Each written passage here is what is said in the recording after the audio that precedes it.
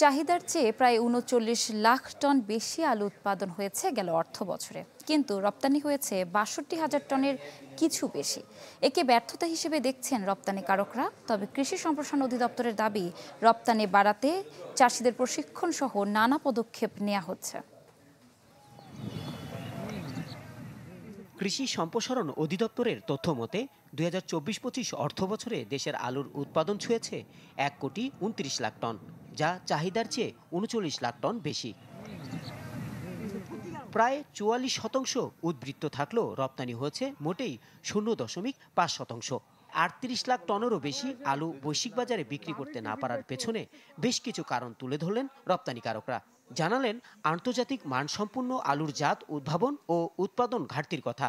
বাজার সম্প্রসারণ করতে হবে, কমার্শিয়াল উইংগুলো চালু করতে হবে, আমাদের ভ্যারাইটিস অফ প্রোডাক্ট তৈরি করতে হবে দেশে বসে, এবং কৃষকদেরকে জোনিং করে দিতে হবে। আসলে কৃষকদের একটা জায়গায় থামানো উচিত।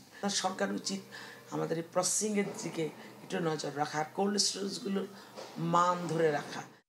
যদিও ধারাবাহিকভাবে আলু রপ্তানি বাড়ছে বলে দাবি কৃষি কর্মকর্তাদের। জানালেন রপ্তানিযোগ্য আলু উৎপাদনে কৃষকদের দেওয়া হচ্ছে প্রশিক্ষণ। রপ্তানিযোগ্য আলু উৎপাদন করার ক্ষেত্রে সবচেয়ে বড় বিষয় যেটা, একেবারে উৎপাদন পর্যায় থেকে শুরু করে রপ্তানি যে সিস্টেমগুলো আছে প্রত্যেকটা জায়গাকে আমাদের শক্তিশালী করতে হবে। এদিকে নতুন আলুর জাত উদ্ভাবনের দিকে জোর দিতে বলেন কৃষি অর্থনীতিবিদরা। বলছেন আরও আধুনিক করতে হবে কৃষি পণ্যের বিপণন ব্যবস্থা। আরও ভালো আলুর ভ্যারাইটি উদ্ভাবন করা দরকার এবং কৃষক পর্যায়ে ছড়িয়ে দেওয়া দরকার, যাতে করে বিদেশ থেকে আলুর জাত সেটা পছন্দনীয় হয় এবং আমরা রপ্তানি বাড়াতে পারি। চলতি ২০২৫-২৬ অর্থ বছরে এখন পর্যন্ত ৩,২৯৮ টন আলু রপ্তানি হয়েছে। রহমান ফয়েজ, চ্যানেল 24, ঢাকা।